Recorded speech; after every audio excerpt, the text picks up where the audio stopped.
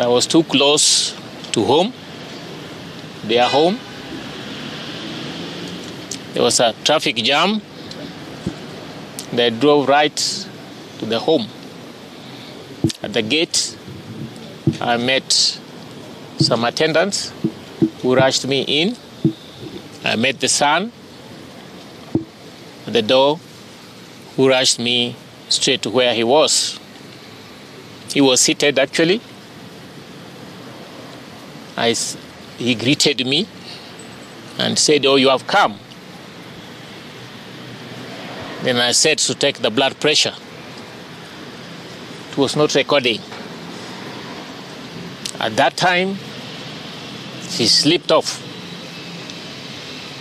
from his sitting position, and we carried him to the car. He went into a car, and the wife and my driver, we followed. They were ahead of us about 200 meters.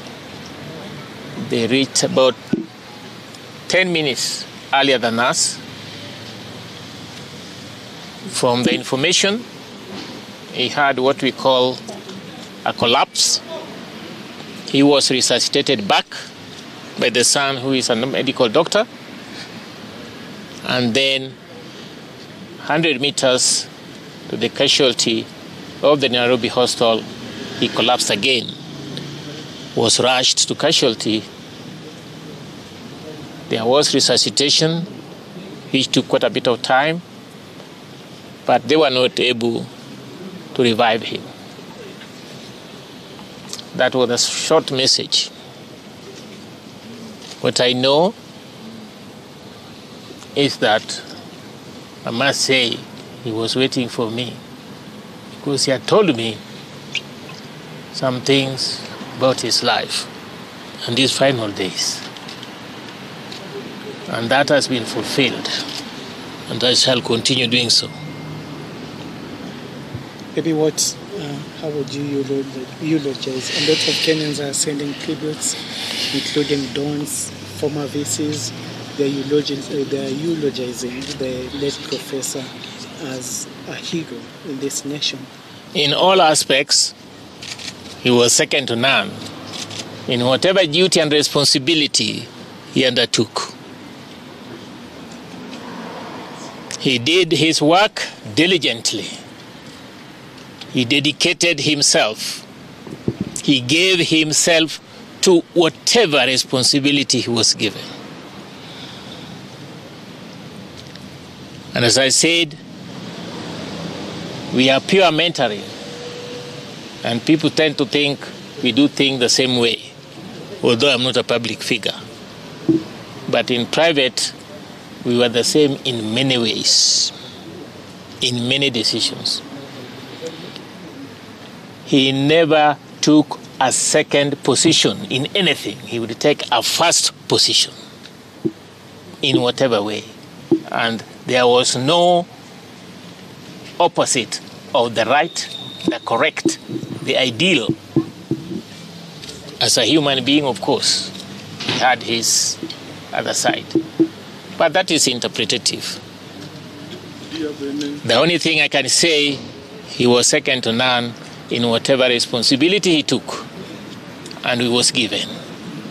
He was very respectful to the authorities. Maybe I remember his great days at the Senate of the University of Nairobi. He had such gifts, understanding of literally every situation, control of every situation. And I don't remember any single day that he never gave the correct position. And anybody defying that would finally realize that that was the correct position. There was something you asked me? Yes. Yes, please. Have you been able to establish his days? How was today, his routine of the day? And I missed it because of the passing vehicles. In total, how many times did he collapse? First of all, how was his day like? And then the number of times he collapsed, including now the final one, the casualty. I think four times. he had a premonition and told his wife, I suppose, but he will get it from her, that his time had come, and he was happy, everything was done. He then asked the wife to call the son and also the daughter-in-law. The rest you will get from the wife. And then at that time, he also said he wanted to see me. And the wife did the same. Called the son, called the daughter-in-law, and called me in that series. He was at home entirely the whole day? He was at home. You may know that he was making arrangements for the burial of his brother, whose body I think must have arrived today also from US. So over the last 6 weeks we have been communicating, but he's been extremely busy. I must say for the first time he didn't reply to my call on Saturday. But then later on I called him using another number and we discussed the way forward with regards to arrangement of his brother's death. Did you have a history of any medical condition?